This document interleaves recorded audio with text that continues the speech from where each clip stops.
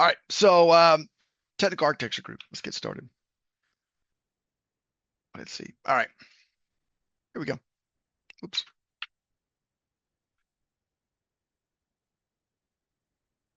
All right, here we go. I know how to use Google Slides. All right, let's do it. All right, so it's basically an overview, a couple questions to pose, and then an overview, and then work on some links and some resources and things that are happening, and then 2025, 2026. All right. So how do we engage people with TDWG resources? Um, One of the things that feedback I've gotten a lot, especially with new groups, I joined the exhibition group, and they're kind of unclear about what direction they want to go. They like Wikidata. They've got some resources with Wikidata. They're not sure if they want to do a data standard, an extension, formalize something. They're not really sure yet. And so I'm sort of just helping them along the way. One of the things that comes up a lot is knowing where to start. And there's a lot of documentation. It's well written. There's a lot of things to go through. But at the same time, you know, especially in the collect and really communities across the board in TDWG, everyone is overworked and underpaid.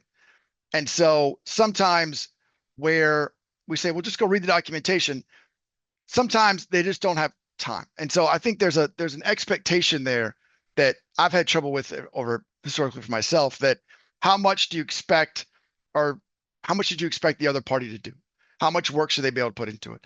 And, you can debate that back and forth, but at the end of the day, it is what it is. And some people are going to read things, some people are not.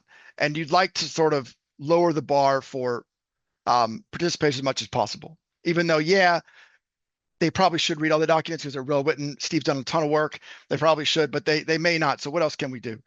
One of the things is a template. Latimer Core's run into this, is having just basic templates for the term sheets. They're out there. If you look through the repositories, there are different versions over time, and it's hard to pin down exactly which version to use and then what those things are. The standards specifications out there, sure, all these types of things, but it's just the little details that would help people out tremendously. Like, here's a term sheet, columns, straightforward, by itself. You don't dig for it. You can do it and you can move. Now, MIDS is a little different because it's got information elements and a little bit of a different structure than most of it. But that's it. It's from a new person, it's very daunting. And on the mineralogy extension, I especially get this. I have a lot of curators on that task group and people brand new to TDWG. That we've had a community review in geosciences, and those people were all brand new to TDWG. They didn't even know what Darwin Core was. And so the mineralogy extension was a way to sort of do that kind of outreach work. And so they go to the website and it's very daunting. If you're not familiar with it, it's hard to know where to start. And there's some web pages and things, but it's really some way that we could find new ways to engage new people through technical solutions. This is not an outreach issue. Outreach is not part of the TAG charter, right? This is really about the technical solutions that we can put together to facilitate, understanding and meeting from the community and more participation. And I think this will become increasingly important with Darwin Core DP2 as we move along and as the things are evolving. And there's a lot of opportunities to improve these kinds of things as well. All right. So broaden game, facilitate usage. All right. So the TDWG website. So I've been doing web stuff for a long time. And one of the things I always ask people when they build a website is, what's the purpose of the website?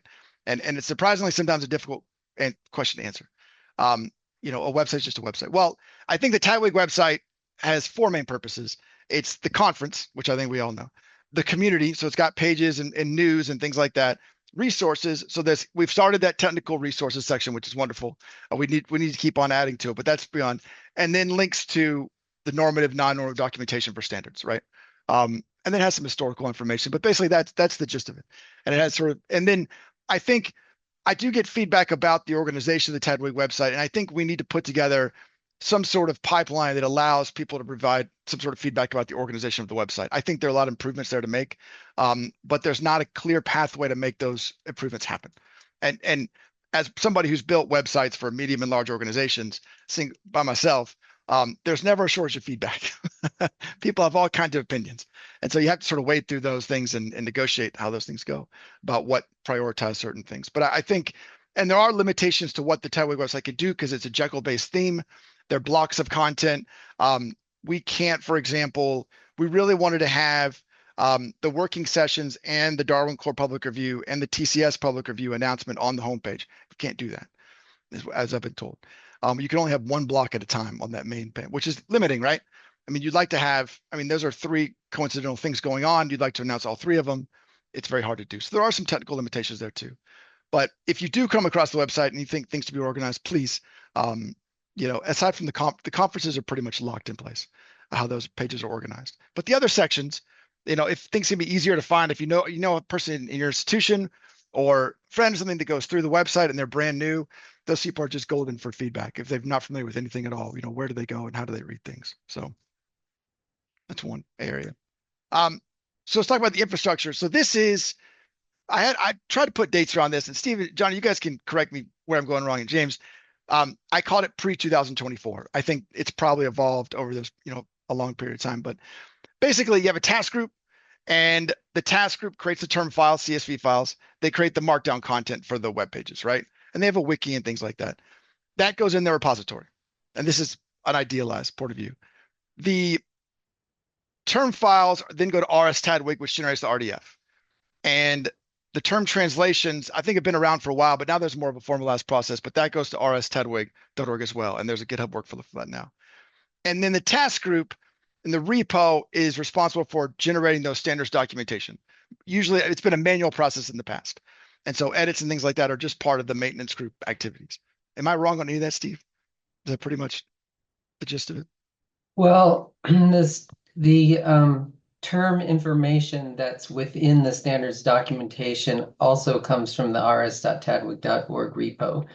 And it's designed to work that way to ensure that regardless of what format you're looking at the information, like you always get the same information.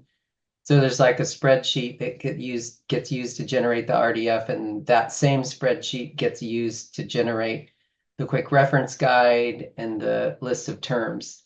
So in the past, when stuff was being done manually, sometimes you would look one place and you'd see one definition, you'd look another place and you'd see another definition, but all of those are generated from the same spreadsheet. So you should never see a different definition if you look at like the RDF or if you look at the list of terms.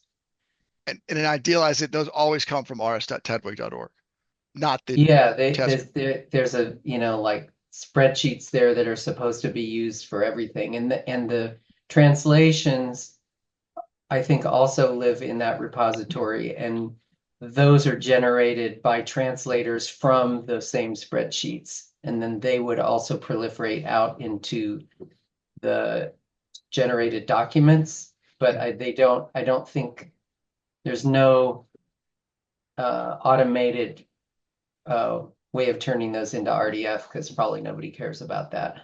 As of 20 minutes ago, there's now an automated way to turn those into documentation web pages, which I'll show you. I finally got that put together using those term sheets, but it's a little more complicated than that. But basically, that's how it worked, right?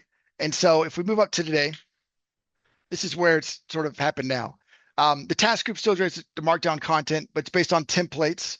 So that's that header of information. If you go to any kind of terms page, you have that header information. Some of the stuff is non-normative, like the homepage, the documentation web pages, sort of putting structure around these types of things. But a lot of it's, straight templates from Tadwig, so everybody looks fairly consistent. Same term files, markdown translations. So I've finished a one-page French translation for Latimer Core, and it generates from the translation files that are crowdsourced. I think is the crowd-in or crowdsourced. There's a sheet now in rs.tadwig that has label, definition, usage, and note. And it has the language code suffix afterwards. And so now the question becomes, and this is part of the infrastructure, how do you know when a translation is complete? Do you put out, let's say it's Russian's done 50%. Is that a sufficient amount to sort of push out there for web pages, or is it not? We ran into that with Latimer Core. And basically what happened was we had the terms, but then you also have the table, labels, right? You have the header content, the sidebar, all these kinds of things that need to be translated as well for the documentation. And so we had somebody do that, but that's a manual process. The terms themselves, the four things, are done crowdsourced, and there's a GitHub workflow that Matt Bassett over in GBIF created, and that just generates automatically. So somebody commits the translations, it goes through a quick automated workflow and gets pushed out to rs.tadwig.org, which is wonderful, in chunks. I'm not sure how often it's done, but it's done fairly often for things that are active. And then there's this big spreadsheet that has the major languages listed in columns. You just, grab them that way. And so it's the same workflow. RDF pushes out through rs.tadwig.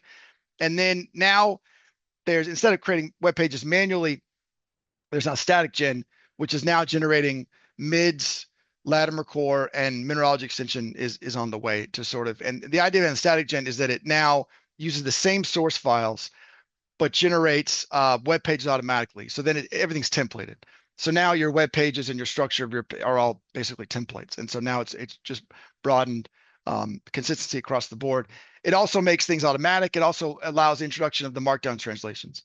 As long as, I mean, I'm still trying to get the syntax and how those files are organized properly to get in a way that's sustainable. Because sometimes I do things quickly and then you have to go back and change things. I think we all have those moments. And so that's the advantage now. So that's how things are working at the moment. There are some things, the term files, there is variation between term files. And I think some people use, some things are required, some things are not. Usage notes, comments, examples. I think and some people use, I can't remember the other one is, but they're used differently in different standards. And I think it's important, and then I'll get to this in a minute, that we produce a glossary. And part of that is for those columns. Like what do those columns mean and what exactly? Because people get confused a lot. I've run into this a lot, confused between comments and usage notes, for example, right? Or description and usage notes. Usage notes is very specific. It's how the term is used and information about that. It shouldn't be blended for other things. But I think we need some simpler way to present that to people so they know. I've talked to people and they just weren't clear on it. They just populated it. And sometimes people get creative and add things that aren't there, And so we got to kind of be careful, also like why can I not just add columns? I'm like, well, they need to be part of, formalized vocabularies and things. We don't just add anything. Plus, a lot of times those terms have equivalencies, right? So you may have, it really is, you call it this, but maybe it's usage notes. And so helping people out with that. A centralized, easy to read glossary would help out a lot with that. The other part is the terms we use, like control vocabulary. Is that the collection of terms as properties, or is it a set of valid values for a property? It's used in both ways. And so I think, especially now with the introduction of these vocabularies and values with Darwin Core DP, I think those terminologies are very, very important. The standards document specification does have some things defined, and those will be included, but there's a broader array of terms that I think go in the glossary. And I've started that, and I need to get open for people's feedback. I need to get in some format, but it would be super important. Just so we're all on the same page about how we refer to these things. All right. So Tadwig resources, currently there's extensive technical documentation. There's all kinds of great stuff on GitHub repositories. It's now being linked from the Tadwig website, which is really important. Before it was not. You really had to go into the repositories to find it, which would be tough for let's go to the Tadwig website, a new user. So this section was added, which is wonderful. Technical recommendations, standards, metadata, vocabulary translations, control vocabularies. This is great. And I think we need to keep building this as we go along so people don't have to sort of dig for things. This is really important, and have some simple to use resources. And then when we build these resources, maybe they're used by other organizations too. It's an opportunity to have more things that we produce from Tadwig out there. Now, the other question is, we don't want to just produce anything. Is there a simplified ratification process by which, if I just create a document, let's say a best practice guide on arrays or something, what kind of, can that go into a different ratification process, some sort of community review? So it's not the full blown thing for a standard, but at least is curated by the community and reviewed by the community. And any ideas people have on that are more than welcome to, facilitate those with the exec board. And I think that'd be really important. So we just don't put anything out there. Plus it prevents conflicts and things, right? Let's go back. All right. But I do get a lot of feedback, and I wonder if people get similar feedback that things are sometimes hard to find on the Tadwig website. Does anybody else receive that feedback? No way. I can't see everybody's chat. Right. So it's just for new people coming in. So let's see. Let's go back to the presentation. Hey, so Ben, yes. could I just make a comment here? Yeah, man, please do. So I think one of the general principles is that there are a lot of rules for the official parts of the standard, but things that are not official parts of the standard, it's really up to like the task groups or the maintenance groups to do things the way they best see fit. So like when you're talking about these different fields in the spreadsheets, there are certain ones that are required, and those are going to Right. be the same everywhere. But then there's a certain group has a need, and they're allowed to add other Right. properties if it's useful for them. There's no rule that says they can't do that. And I think it's the same thing, like there are certain required things, like if you have a vocabulary, you have to have a list of terms. But other than that, like no, there's no rule that says you have to have a quick reference guide. And so again, like it's a little difficult to say we're just going to standardize all this stuff because I think a part of the principle of how Tadwig operates is that task groups and maintenance groups have the ability to operate things as they best see fit. So it's kind of a trade-off between trying to standardize everything, but also trying to let groups um, operate in the way that they best seem fit. So Well, I think that's for documents yeah. that are not included within standards, that management has just basically been left up to the maintenance groups themselves.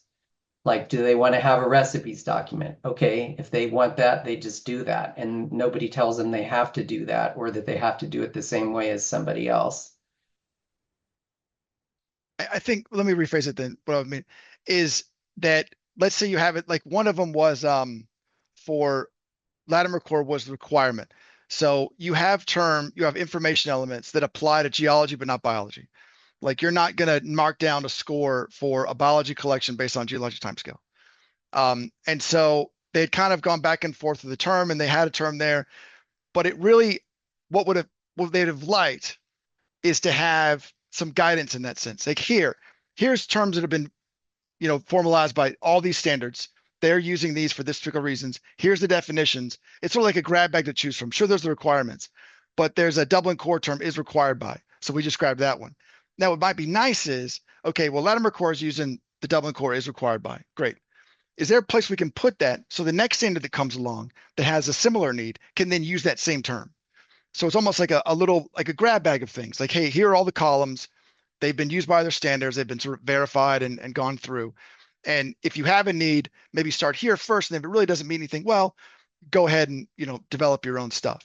Um, but typically those things that are, the nice thing about Dublin Core using is required by is that's a ratified term by another organization. Like that term's gone through some sort of review. I'm just not kind of making it up along the way. There's something behind it. And so now going through every vocabulary is not everybody's favorite pastime. I do it. I think some of us do that. I go through stuff all the time. It's not, it's not super exciting, right? I have curators on mineralogy extension that literally just kind of sign off once we get into real technical stuff. They're just like, okay, we'll see you next time. Like, I understand. Um, but that would help people, right? And so like instead of Latimer core spending, a couple meetings sort of going back and forth on it and then kind of come up some, it's not that great. Here's a resource that other standards have used. Check this out first. And I bet people will want to use the same things other people are using. That's the first thing most people do is they go look at, Latimer, MIDS looked at Latimer core, right? That's Latimer core is the most recently ratified thing. We're going to base our stuff on Latimer core, but that's great. Personally, I think it's wonderful, but that's not exactly the most effective means of doing, because then every standard is going to kind of based on some other standard and then what that standard was based on and so forth. And so I think some more guidance documentation in that sense would be very handy and help facilitate things, move things along. Does that make sense? Yeah, I totally agree with you. I guess I was just pointing out that there's a limit to because of the freedom we give to task groups to do things as they see best, there's a limit to how much we can prescribe, beyond the things that are actually required. Yeah.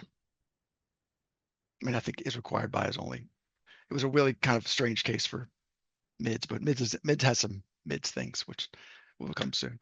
Um, so the pending resource of the glossary, centralized glossary, and then the templates, meaning like, hey, here's a massive spreadsheet for your terms. Here's all the columns people have used. Here's the definition for them. if you want to add something, sure. But this is the thing. These are things that are required.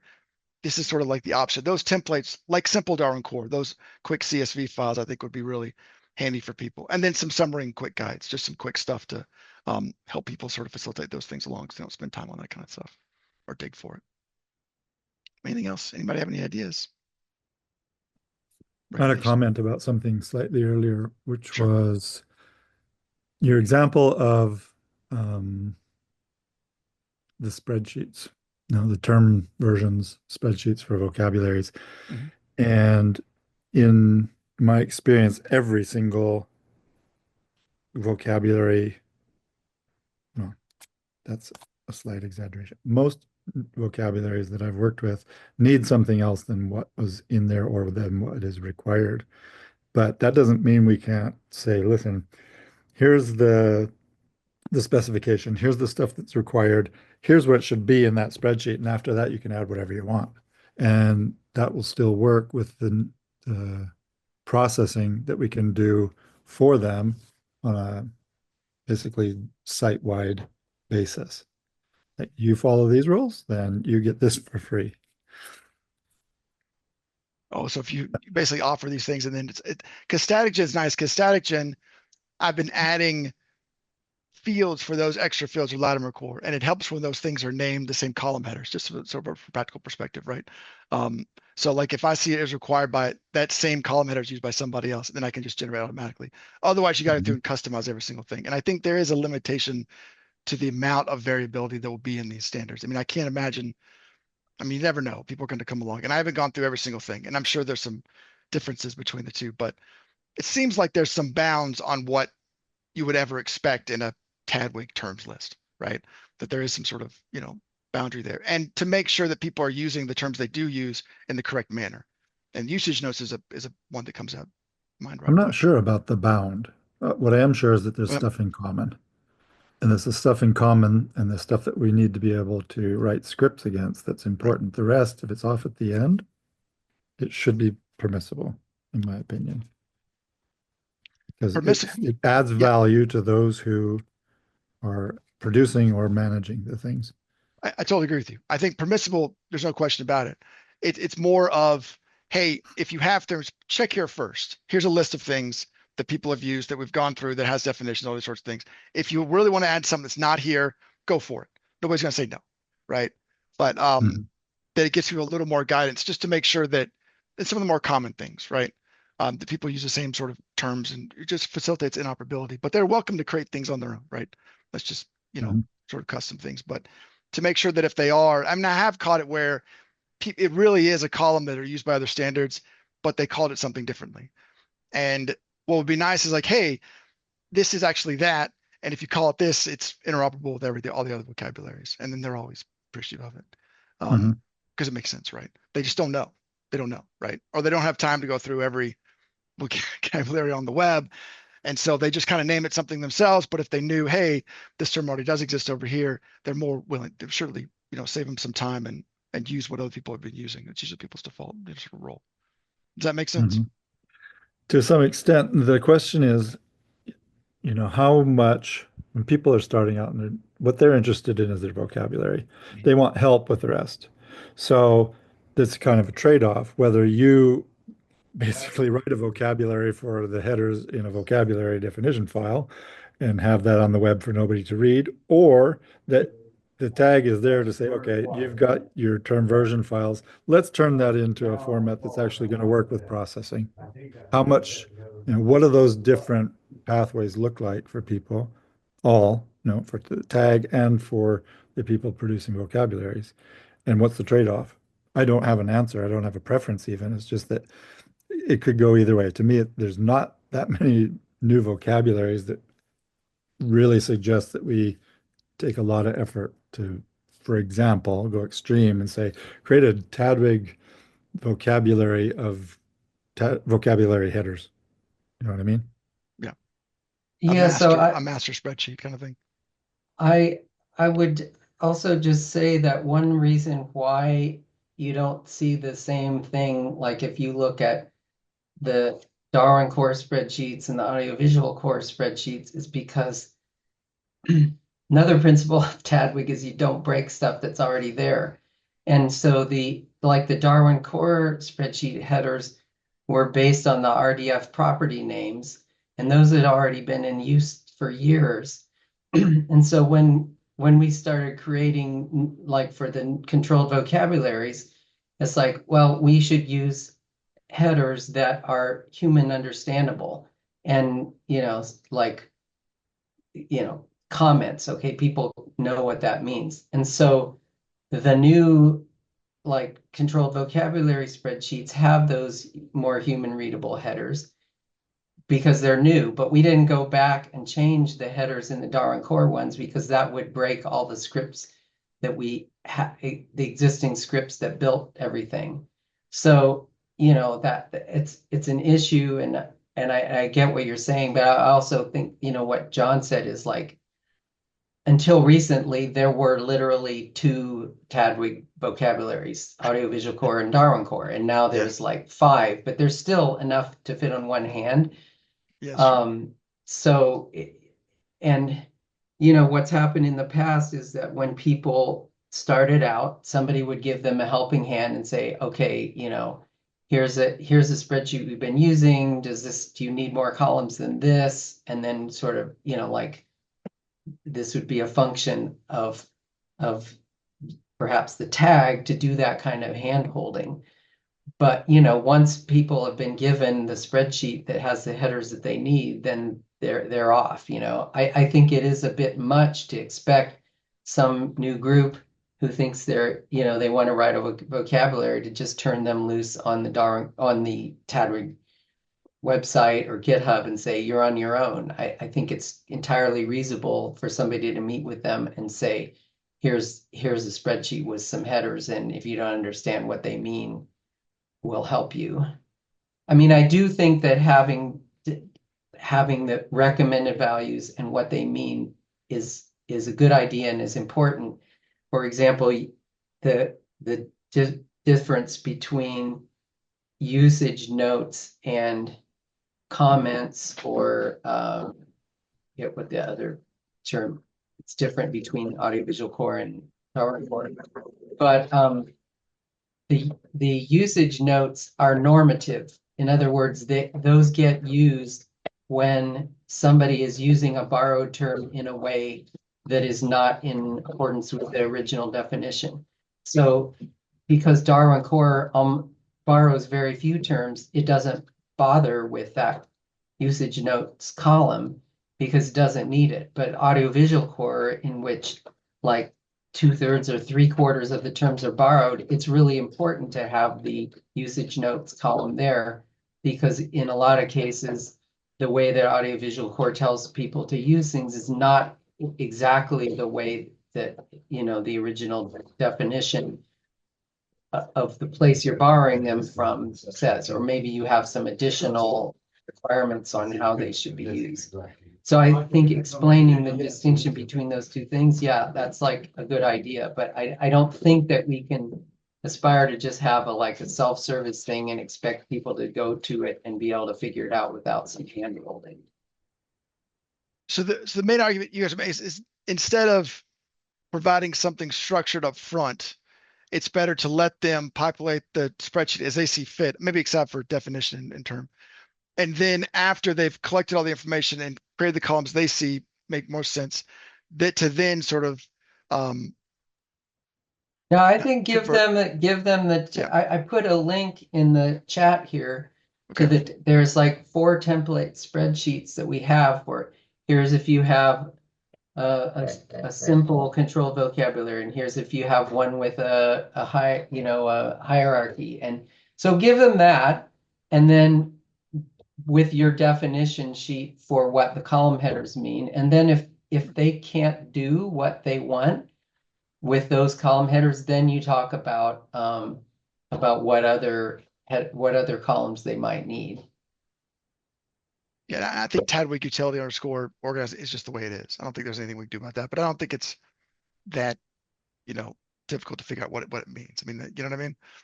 I think there's sort of a natural, I think there are 2 or 3 of those, aren't there? They're sort of named something different just because programmatically they just have to basically stay that Well, name? I mean, Tadwig utility organizing class is, that's a stupid column name, but All right. it does describe what it's used for. I mean, again, why That's is true. it called that? It's a historical accident.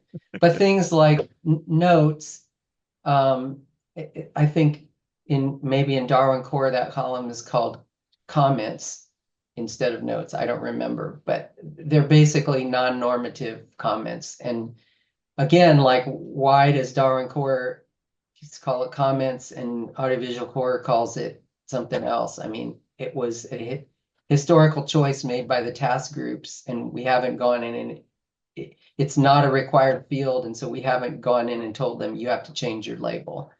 But do I you mean, think we it's could do important? that, but Yeah, but going back is a different thing. But do you think going forward, it's more to provide the guidance to make sure that doesn't happen, right? Going back and redoing it now doesn't really, I mean, that's, you could, that yeah, I just, think going forward, yeah, sure, make it as simple and human readable as possible and make it yeah. as much the same as possible. So I'm all for that. I guess I'm just saying, like, we have what you're suggesting to some extent has already been done. Like those example spreadsheets have been, I don't know how many years they've been on the website. And the main issue is they're not very findable, but that's not a huge issue because when somebody starts a new vocabulary or working on something, then they would come to me as the tag chair and I would say, here's a spreadsheet for you to use. Start with this. So yeah, making them more findable would like probably be better and I'm not disagreeing with you. I just think that the findability and usability could be improved, but we are already sort of doing some of the things you're suggesting. And I didn't mean to get the impression that it wasn't. It was more that, that these are ways we can sort of improve the way we do things. You know what I mean? Improve sort of our operations and infrastructure. Do you have a comment? Raise your hand. Um, yeah, I think it's a really great idea to, well, it's just, I think I like the idea of harmonizing how things are presented, and I can see the different sides of the existing resources. But going forward, I would find that really helpful. And I think one question to ask is also, what for? Because it is, so if we just want to put it out there on a web page for people to find and manually use, that is one thing, and people can adapt it. But if you want to, for example, have machine actionability, then we would want to harmonize how the different standards and packets are presented to machines. So I think there might also be, if you look at purpose, how it could give guidance on how we want to handle this. And with regard to people starting out, I would find a starter kit really helpful at a position where it's easy to find, kind of thing. So I would say, you were bringing up the issue of machine actionability. That is completely standardized. So, I mean, that is in fact how, like, the column headers have different labels, but in the end, what actually defines what they mean is the properties and in the RDF, and those are completely consistent. But I think one of the other principles that we've been operating on is that this just really shouldn't be, and people who are developing vocabularies shouldn't have to thrash with how to make it machine actionable. It actually, in the at least the existing build scripts in rs.tadwig.org, those things are all generated automatically from the spreadsheets. So they are all interoperable, and no vocabulary creators actually need to know how to do that because it's all automated as it should be for machine actionability. So I think I guess what I'm saying is I think what you're asking for is already there. It's just under the hood. There isn't anything that you have to do to make that happen, right? There's the terms for like definition, which is RDFS comment, that is automatically applied and is uniform among all Tadwig vocabularies. Okay. Maybe then people need to understand that what they like, everybody, like there was a discussion about usage, then everybody would need to use the usage column in the same way for it to be machine actionable, and people would need to understand, like it's kind of like the starter kit is that, hey, you should really use this column according to this definition because that is how a machine is going to interpret it. So yeah, and I think what Ben, yeah, there needs to be a connection between the front end and the automatically generated back end. yeah, I think what Ben is suggesting, which is that you define what the column headers mean, is what is missing. Because the distinction between like a comment and a usage, whatever it is called, usage guidelines or whatever, is whether it's normative or not. They're both like an English phrase that is in addition to the definition. The difference is that the usage notes you must conform with them. The comments are just helpful information, and that distinction is not necessarily hasn't been made. And so Ben is correct that helping people to understand that difference is good, and that is missing.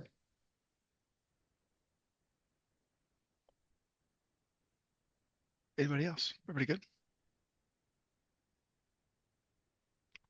One thing I wanted to bring up as we're looking at these pages. By the way, so there is now a French translation. Now, here's the thing with the translation. The terms are translated in the terms file in rs.tadwig. The problem was that it doesn't do the markdown content. So there's a separate workflow, and plus those are hard to do through, I think, crowdsource. So somebody actually went, and Ellie over in France actually went through and did this and created the markdown French files, and then I grab the French files over from the rs.tadwig translations and put it in here, and now we have a French translated page for terms in Latimer Core, which is good. Now, whether this should be French or not is a different story, but so this is cool. So, and the really question, except, okay, so I did this 20 minutes ago, so it's not working flawlessly, but these are the ones that are French translations. So I just got to fix that, but that's not a big deal. But there are things like this, like the translations have these labels, right? And so the question was, to what order of completeness does a translation need to be before we can publish it on a documentation webpage? Is it sufficient just to have these 4 fields in French? Or do we, now that we have, obviously now we have these, comment headers done, it'll, at least in French, you can use them elsewhere, but is that enough? Or do you really need to have it where you've got the markdown content also translated before you can publish it? I didn't really think about this initially and what happened was the terms were done, and then we looked at the markdown content, and he had to go back and then translate the markdown content. And so this one's done, and then the homepage is done. And so, which makes sense. So anybody have any thoughts on that about the translations? I think for the terms, it needs to be complete for that term sheet that has label, definition, usage notes and things. But from there, it's hard to, you have any thoughts? I think I it have should be one. complete before it's published. Then there's the question of, is completeness detectable? Really? Well, that's the other thing. Well, So go ahead. I mean, by completeness, that all of the terms that exist at the time of the translation should be translated. I mean, like if a half of them aren't translated, then I don't think we should be publishing it. Same thing about, I mean, I guess you could not publish them without the instructions in the target language, but as a user, I'd be really ticked off if the directions on how to use it weren't there in my language. So in static gen, I'll show you, this is I'll show you what it does. There is one file. It's right here called translations, and it's French. And so what happens is when it goes to terms page and you plug in a language code, it checks if that language is defined here. If it's not, it doesn't generate it. This says 404 not found. If it does, then the system says, okay, you've translated what you need to for the terms page, generate it. And it pulls out the French columns out of the normative translation file, and then it pulls the template, the French translation templates in and generates the page. But you have to, that was really important, because like, how do I tell the system that it's done? Now the criteria for that is a different situation, right? You know, that's a different question, but there is a mechanism now, at least in StaticGen, to detect if it is translated or not. And it pulls out that language code automatically. So you don't have to do, you know, a whole bunch of customization stuff. I could add Spanish tomorrow, add ES to it, and it's all done. It'll just pull it out once I get it fixed. But things like false, you know, that's not in, these fields are not in that translation document, so they're not translated. And so there's some issues here. Is this sufficient? Do we really need false and false also for, you know, done with French? Or is this enough, right? The SCOS mappings are not translated to French. You know, I mean, what qualifies a translation of what we can publish? Obviously the terms and the, you know, the markdown content, but is it absolutely everything? Or is it, there's some sort of satisfactory subset?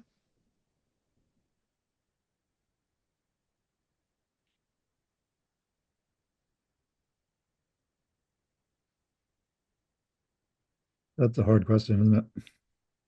What is done? Conceptually, to me, I agree with Steve that it could be a jolt to go to a page and expect for it to be in your language and have it not in some very large part usable.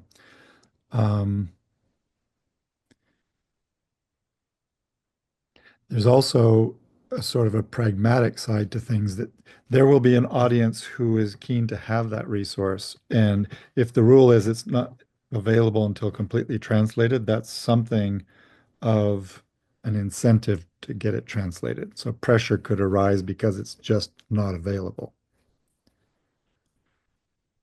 I think those two things are some powerful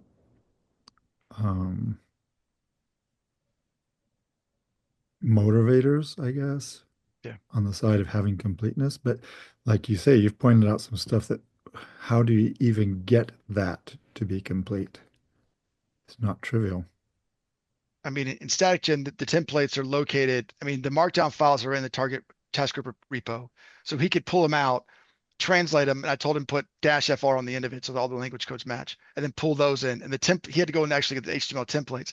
The nice thing is once they're done in French for Latimer Core, you can use them wherever, right? Which is good. But you still have these things that are not part of that normative term sheet that are not being translated because they're not in there. And there's, you know, examples that really make a difference, but are just not in around that sheet. James? Yeah, I was just going to say, again, volunteers, all that good stuff, right? So this is a best attempt, right? We want to help the community.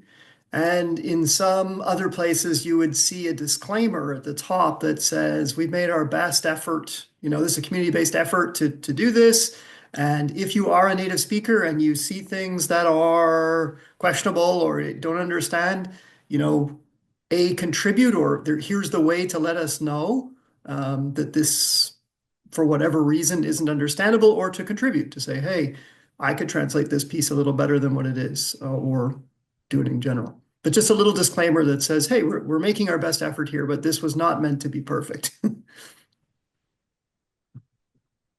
Or gamify it, where you put who has the best translation. There you go. Well, it's all about gamifying now. So, and then somebody like me evaluates it who only speaks one language. Just like, so, anybody else? Especially those people who speak more than one language. Ben, maybe if I can chime in. Sure, man. Go for We're it. from Belgium, and we have some experience with working with and maintaining multilingual platforms because, well, Belgium.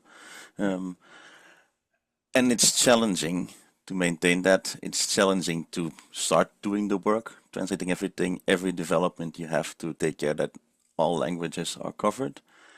And as time has went on and technology has developed, like translation services all over the place. Lots of browsers have them implemented by default. So I'm wondering now, which is also some internal exercise we're doing, what the added value is of all of this lots of work of building all of these translations compared to what the users who want to see the standards in their own language can already do with services out there. Yeah, I have to agree here with Matthias. With Disco, we also made a decision not to include a multilingual approach because we were hoping that automatic translation will be good enough for non-English speaking users to at least start with it, because it's an incredible workload you take on. Because each change you will have to work on the translation, and then you get lots of these discussions. I do agree if you do it. I do agree with James. Then you can probably make a disclaimer at the top and say it might not be complete. But yeah, with Disco, we said we'll use the automatic translators that people now have in their browsers and other places, and not dip into this issue because it's often quite difficult to get completely right. I think we had some experience with we did an initial translation workshop on some of the controlled vocabularies, and there was like considerable discussion about particularly the definitions where a definition contains a word that in this community has some particular meaning, but the generic English meaning of that word is something different. And there was some, considerable discussion, like in cases where two translators were like both working on the French, like what would actually carry across the meaning that was intended in the English into French, especially because that involved words that have different colloquial meanings than the technical meanings. So I think for something like, the descriptive paragraphs at the top of the page, like maybe automated translating or just a general document would be fine. But I really feel like for stuff like definitions, especially for technical things like the invasive species ones and everything like those, they were very careful about how those are translated so that the meaning that was the meaning that was intended in the English definition was carried across into French or whatever. So I'm not sure that I would feel comfortable, at least with those metadata values like definition and comments and stuff, of just leaving that strictly up to an automated translator. Because you're going to get translation based on how people commonly use those words in English and not necessarily the technical meanings. I would back that up. There were some experiences with documents that were professionally translated by humans, and it turned out that our community had to go through and redo them because they weren't in our domain, and they just threw whatever word translated correctly within their own sphere of knowledge, and it was basically incomprehensible that way. Definitely not strictly what was meant to begin with. So yeah, we have to be careful. We're doing standards here. Well, then is it ever the case that a manual translation is subordinate to an automatic translation? So where the automatic translation is just going to be better. I mean, if somebody's going to take the time to translate these pages in French, for example, or Ellie did this, is it pretty much always expected that it's going to be a better translation than, say, if I went through Google Translate? I think for No. things like term definitions, the thing is, like when we were doing the definitions of these controlled, like the invasiveness and the establishment means, we didn't just have native French speakers doing it. We had native French speakers who were in the invasive species community do that. So I don't see there's any possible way that a machine translation is going to do better than that. Right. Yeah, I think that's the important point. It's not only about having it professionally translated, but to actually have that link to the people who know what the definition of the standard or of that term should be and know that exact meaning. So we need the kind of connection between the people who develop the standards and the definitions and the people who speak the language, or at least that there can be some kind of discussion where the translator can go to that community and be like, okay, I'm not quite sure about the meaning of this term. Am I understanding it properly or not? But I also agree that the priority should be the terms list, and then the preamble and all of that can potentially be automatically translated with maybe a note saying that that's how it was done, but that the terms list was curated properly. And also, I unfortunately have to jump off, but really interesting discussion.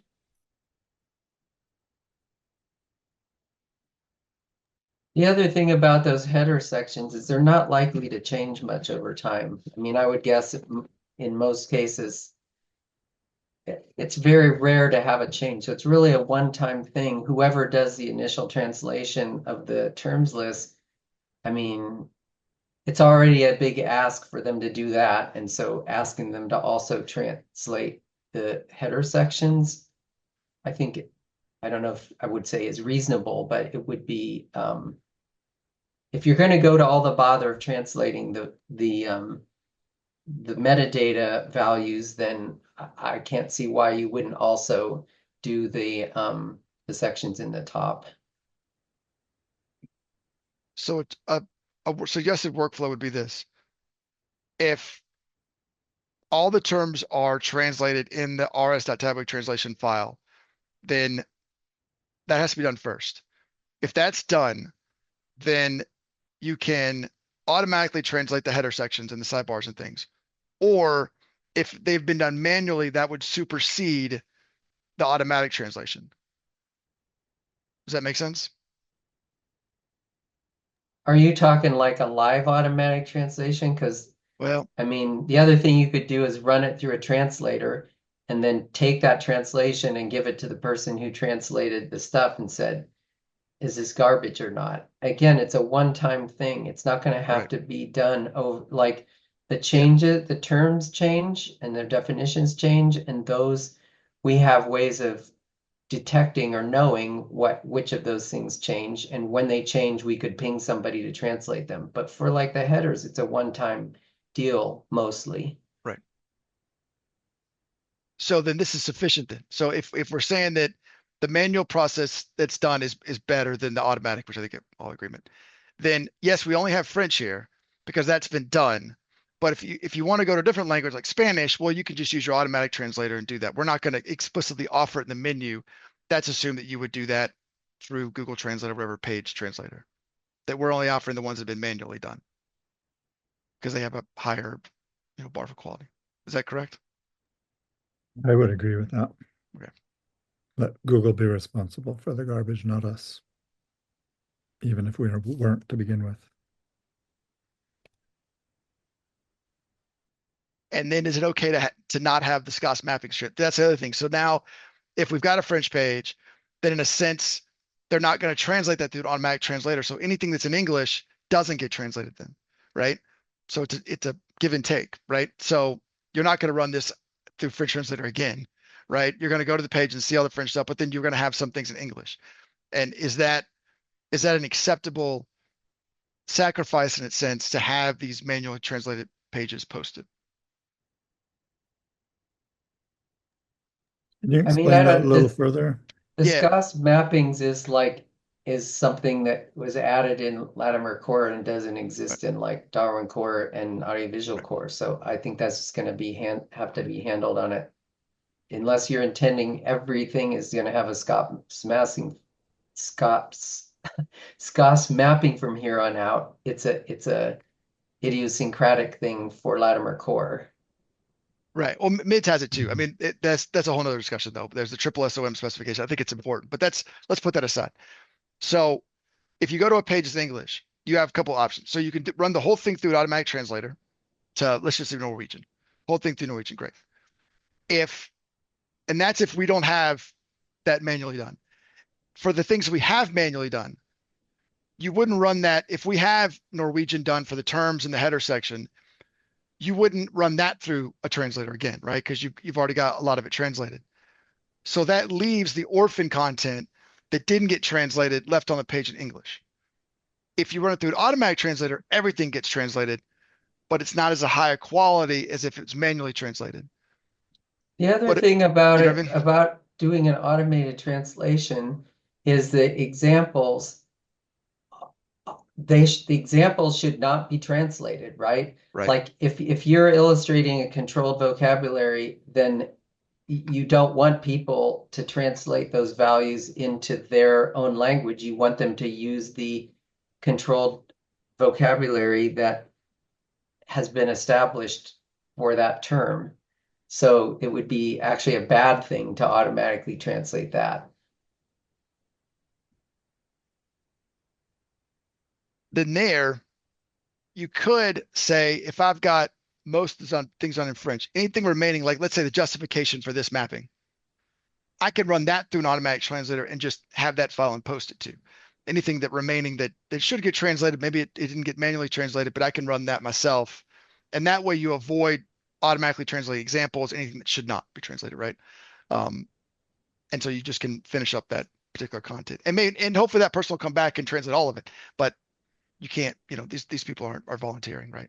So, but I guess at the end of the day, is it acceptable to have, if we have manual translations, to post them without the entire page translated? There will be subsets that just are still in English. Is that an acceptable thing?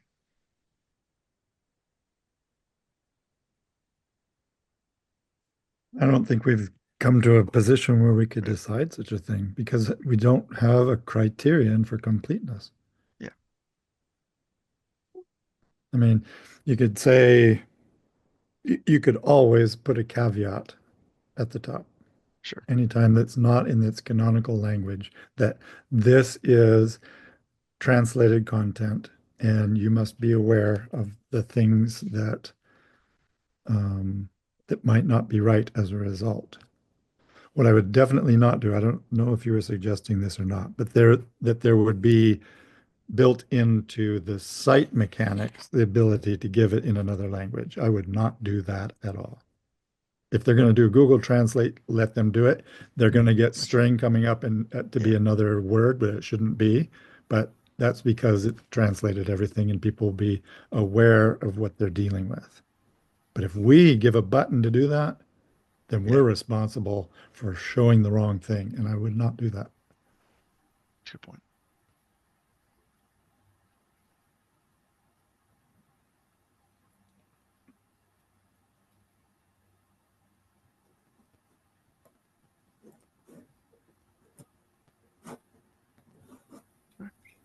I think that's about, let me see. Any other That doesn't questions? give you a solution, though. No, it doesn't. Well, I think part of it is I need to post this Latimer question, I need to fix it, and then post it, and then present it and see what people think, and then sort of solicit feedback that way. I mean, I think we've identified the issues, the areas that we need to fix, right? But I think it's important to get this page working and let's have a working example for people to look at, and then provide feedback in that sense, right? And then post these questions and criteria. Yeah, so much easier to have something to look at. Yeah, and so, I mean, I think this is, obviously show I can, you know what I mean? I think this is okay. I think if we stipulate that all the terms have to be translated in the RS file, that's baseline. And then from there, I'll set up a document that has this information, just basically different, there are only so many options, right? Is it acceptable to have the header that kind of stuff before we post it? Hey, Ben, Matthias makes a good point there of whether you can put a no restriction on translating components of the page. So, there's a lot of chats. Can you clarify that? Oh, hey, David. All right. Okay. Yeah. So that I think that would work if you were going to run some sort of automatic, like if I had something static gen that said, okay, anything still in English, translate it in this file, right? And I just said only these columns though, like only do the justification column in triple SOA mapping, that file, or only do these sort of columns. But I think what we've said is we don't want to do that piecemeal cleanup sort of translations, right? It's either done manually or it's not. And whatever's not, we don't fool with it. Does that make sense?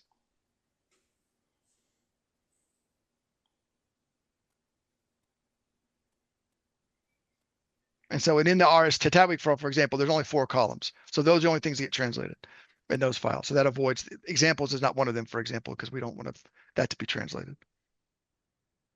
And then the template files, I mean, you could the template files and then the markdown files, but that information is just textual content, right? It's not the actual term CS, the stuff with the examples in it, for example, those aren't offered for translation. And you'd hate to have the object IRIs or stuff, translated either.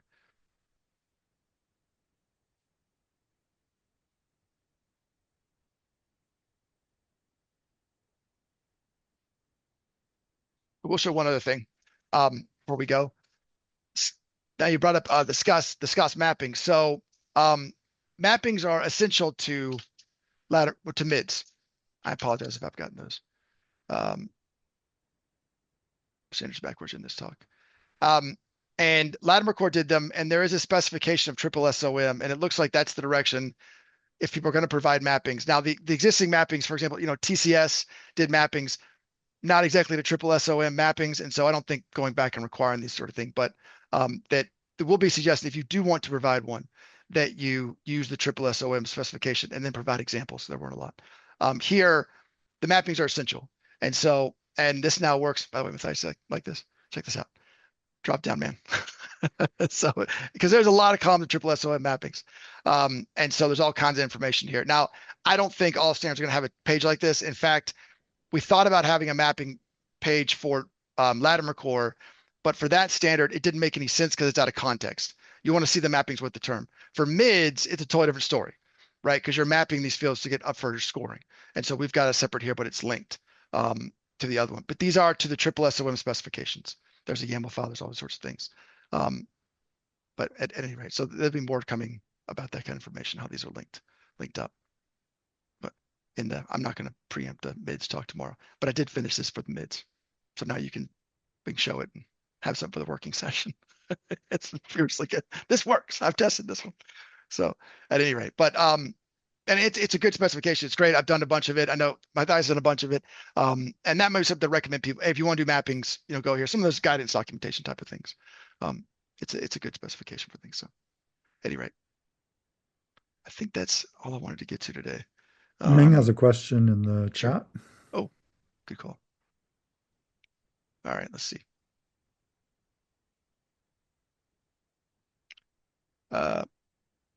So Sam, I'll go back. That's a bit open question. What happens when changes occur? When do those get translated? That's a great question. And then what will happen is, in theory, you would have an English translated page out of sync with the French translation page. That's a problem, right? And who knows if Ellie's going to be around. Let's say 2 years from now, 4 terms get added to Latimer Core, and now you've got English is there, but then you don't have it on the French page. That's a problem. And then do you hold it back until, unless you've got 5 translations, you know what I mean? Do you hold it back until all of them are done? Or do you and then take languages down in the meantime? That's not great either. That looks like you're picking and choosing languages, And so I don't think that's sufficient not to post it and sort of have this exploration discussion right now, but it's certainly something willing to take into account that'll have to be addressed at some point, for sure. I mean, you could keep the version numbers the same, but still it's going to be misleading. People aren't going to look at, version number here and version number here between 2 translated pages. They're just going to assume that they're all the same. And that's going to lead to, problematic usage and things. So fortunately, not a lot changes though. So, I mean, I can't imagine if you've got 4 new terms for Latimer Core, how long is it take Ellie to translate those 4 new terms? Probably not very long, 20 minutes, you know what I mean? It's probably not a big deal, but still it's an extra step involved in the process that needs to be formalized. Let's see. Who else? For missing values. So do you mean nulls, like just null values? Yes, exactly. Because I've been receiving data sets with null. Sometimes they have different meanings with NA means not available, and null means that the data is not relevant for that record. And there are all sorts of conventions that was being used, and I'm not sure how to deal with that. Yeah. And I opened a GitHub issue for Darwin Core before, but because this spans multiple data standard, and if I remember correctly, it was mentioned that it may be something to propose to tag, Yes. and that's why I'm here. Thank you. I will say that I have a strong opinion about this, but I will say there is a division in the community involved in this. And what I mean is that for country, is NA an acceptable value? My feeling is no. It's important for the collection management system because it indicates that someone's actually checked this. It's just not applicable, right? So it's information there, but NA is not a country. There is a totally separate group that totally disagrees with me on this front. And I think both discussions have merit. Right now, though, I think it falls on that Darwin Core doesn't, stipulate values, and so they're all accepted. And so without that mechanism, some general guidance, but there's so much variation, it's problematic. And not only that, but NA, just the usage of NA period is an acronym, and that should always be avoided. And so there's a lot of layers of challenging things here. And so I think because of that, there's no recommendations that have come forward just because there's such a division in the community about this sort of topic. The things we debate each other about is fascinating sometimes.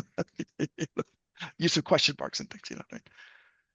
Anybody else I any can thoughts mention about that? one related thing, and that is we had to deal with this in creating the biodiversity data quality standard. Because in order to evaluate things, you need to understand content, no matter what it might be. And so there in BDQ, there's actually a newly defined set of two terms that are empty and not empty.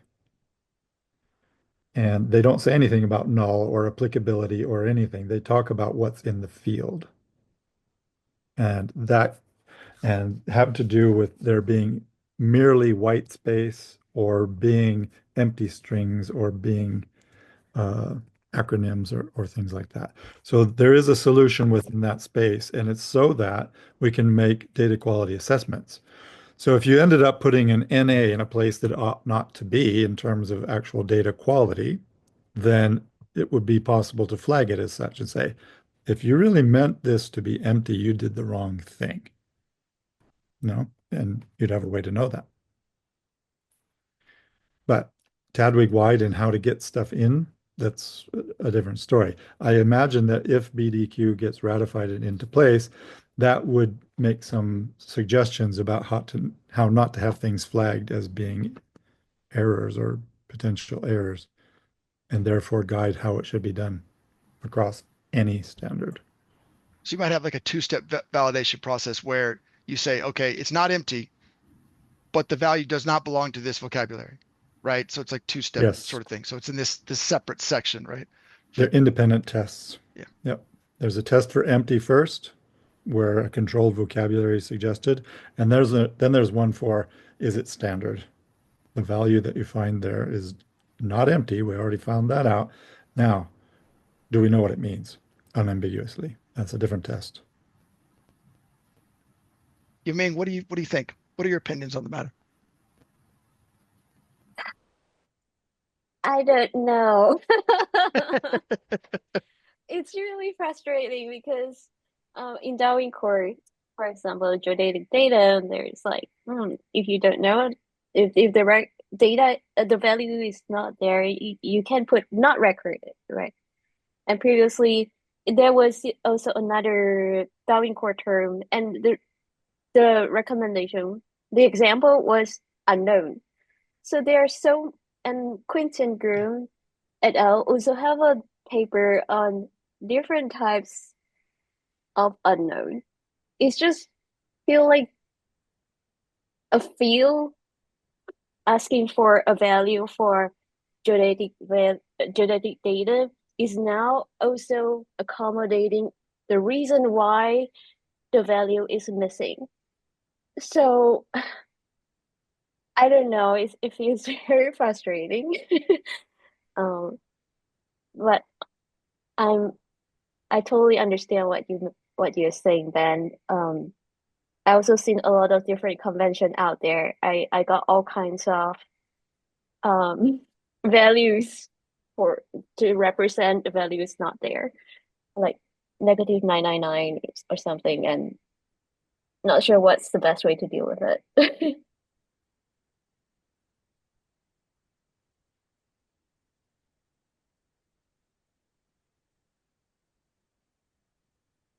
I didn't know that. So David said that data site has standard values for unknown information, which is pretty interesting. I mean, I know a lot of collection management systems use it because they do an internal workflow where a collection manager checks the work of a technician, and then they want to make sure the technician puts in NA.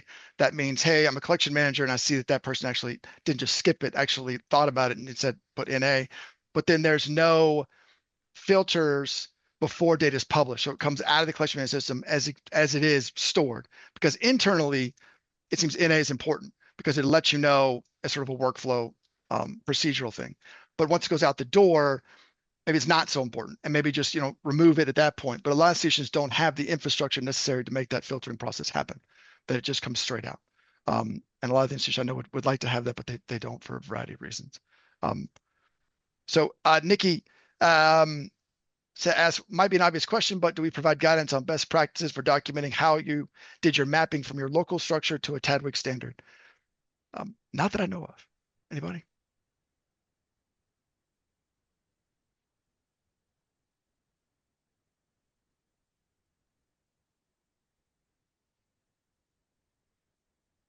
That would be nice. I know that the EMU folks are going through this process right now. There's a Field Museum of Smithsonian. I mean, yeah, I was just talking to a colleague through his project, and he asked that, and I thought, crap, no, we don't. And it was a really good question. So I mean, just a basic way. I'd like to encourage him to do it. Yeah. If people are willing to expose what's in their own system. I've had to sign documents that said, I will not distribute this person's database ever. If I give you a dump of it, I will never show it anywhere. Okay, I got it, And then everybody says the exact same thing. It's not the best. Like, I get it. There are issues. Of course it is. I mean, I did it for geology. I mean, I said 30 databases, and everybody said the exact same thing in one way or another, that, it's not the clean data. There's some issues there. Like, it's all right. But yeah, I mean, this is structure, and you'd only need a few example records to show the kind of mapping you want to do. But I was also thinking, like the Ev Nielsen winner last year, where it's helping people map data to the standard ChatYPT. That's the kind of resource that could really help grow those kind of tools. Well, how useful would it be for somebody that has like their own in-house system or not a widely distributed system like Specify or EMU? Because aren't those column names just sort of, I mean, would the purpose really be how to standardize the documentation of that mapping, or is it for reuse of those mappings? I don't know. Most of my documentation is from my future self. In that sense, it would make sense, right? But it'd be hard to use, yeah. I know a lot of institutions would benefit. A lot of institutions, it's collection by collection, right? They've all got their own special way. Let's see, any other question? Anything I missed, guys? Just some translation stuff. No.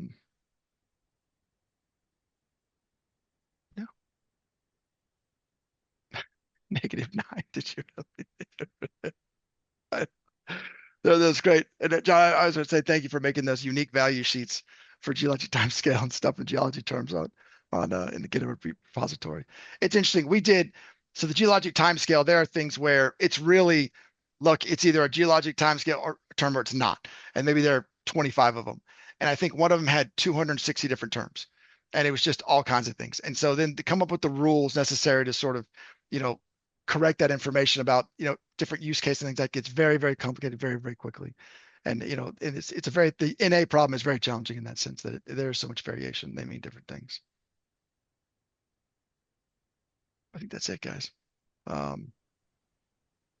Ben, what's your plan for the later meeting? Are you just going to repeat yourself and get everybody to shake their head, or are you going to do more than what you accomplished here? No, I'll probably do the exact same thing. It's really for Greg in Australia. I was going to say, it's not the timing isn't outrageous, but if we're not going to do anything new. Yeah. If you're at this, I appreciate I think some people do, but it's not going to be, they're pretty much the same thing. Okay. Thanks. Thanks, James. Great efforts, by the way. Thank you. Thank you. Thanks for participating, guys. Thanks for coming.